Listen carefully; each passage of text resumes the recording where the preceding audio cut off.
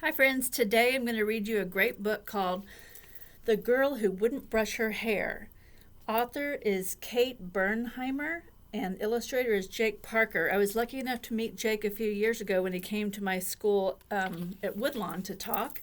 So he autographed this book to me right here, Jake Parker.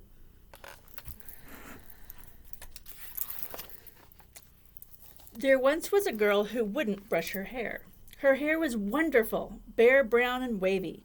The girl also had a doll that looked just like her, except the doll had no hair and was only a baby. The doll's name was Baby.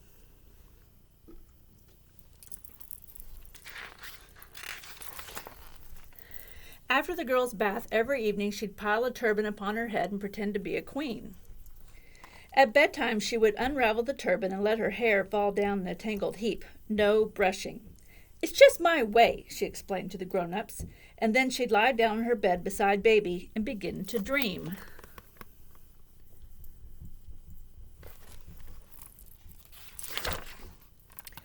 This went on for a great many evenings. The hair washing, the turban, the not brushing, the dreams. It was wonderful. Really. Until one night the girl unwound the turban, and what was that? Oh dear, a little mouse had taken up residence in a particularly tangled place in her hair. Now, we all know that in books, people scream when they see a mouse or jump up on a chair. But the girl was in bed and there was no chair nearby. And besides, she'd read enough fairy tales to remember that mice always turned out to be your helpers. So she simply said, "Hello up there, mouse," and decided to let it be.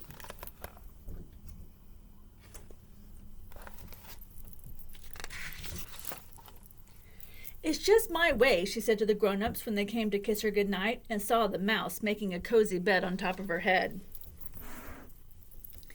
The next morning, the girl awoke to find another mouse had moved in, a bigger one, carrying a suitcase full of fairy tale books. And there by the foot of the bed, a couple of tiny mice with rucksacks were gazing longingly in her hair's very direction. I don't think I want mice living in my hair, do you? That day, the girl, the doll, and the mice went to school. It wasn't long before word got around the mouse world that there was a very nice home atop a girl's head, and more mice joined them.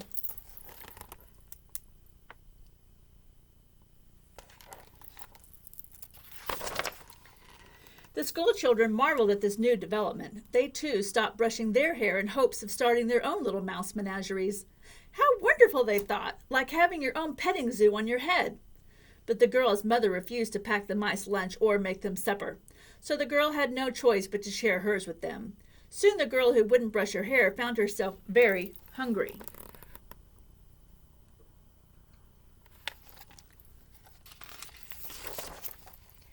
The girl also began to feel worried. Yes, she loved her companions. After all, they told funny knock-knock jokes and were very sweet to Baby.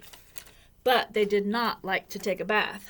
"We can't swim," they chorused, clinging to the knotted strands. "Don't do it, we'll drown." "That's silly," said the girl. "All mice can swim. We learned that in our unit on rodents." "We'll overlook your name-calling," the Mouse King announced. He was the biggest one who'd arrived early on with the fairy tale books in the suitcase. "But there will be no baths. It's just our way." They had learned this part from her listening to the girl.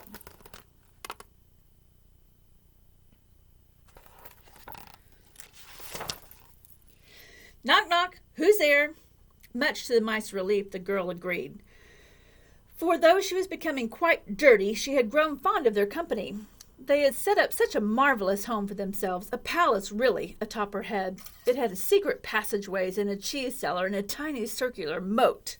Remember, a moat is a ditch around a castle filled with water to keep people out.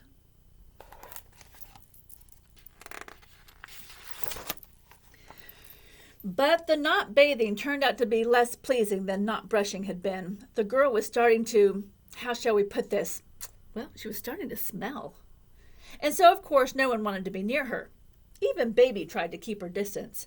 Now, it was as if the mice were in charge of the girl, rather than the other way around. That's a lot of mice. That's a lot of hair.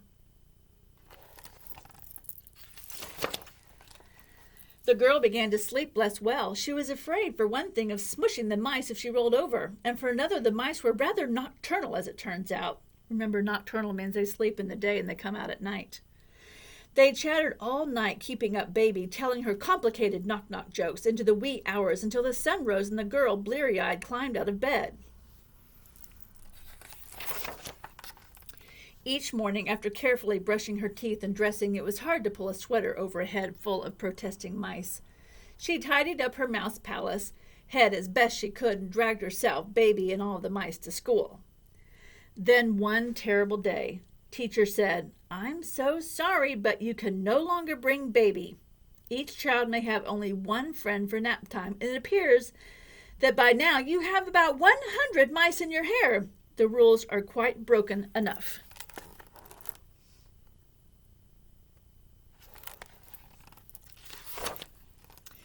The girl slumped her shoulders and hung her heavy head as Baby and all the mice stared at her in silence.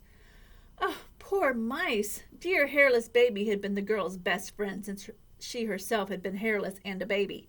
The girl needed Baby with her at school, and that was that. "It's just my way," she wept. I wonder what she's going to do with the mice. Whoa, that's a lot of mice.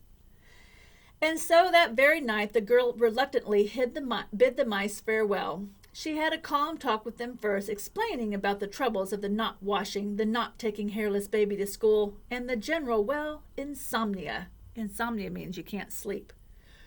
Really, and like all good mice, they understood. Carefully they packed their things and dismantled the palace. Single file they took their leave, singing a mournful song. "Oh, girl who would not brush her hair, thank you for letting us live in there. We're on our way, our work is done, we'll find a new head to live upon." The mice were more clever with knock-knock jokes than with songs, as it turned out, and truth be told, they weren't very good at knock-knock jokes either.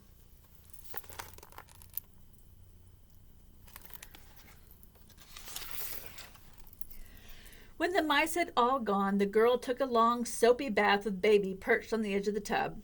After that, she dressed herself in the doll in matching nightgowns with pictures of happy mice printed upon them. Sitting up in bed, she contentedly ran a brush through her shining mane. Then she kissed Baby, leaned back, closed her eyes, and began to dream. She looks a lot different now, doesn't she?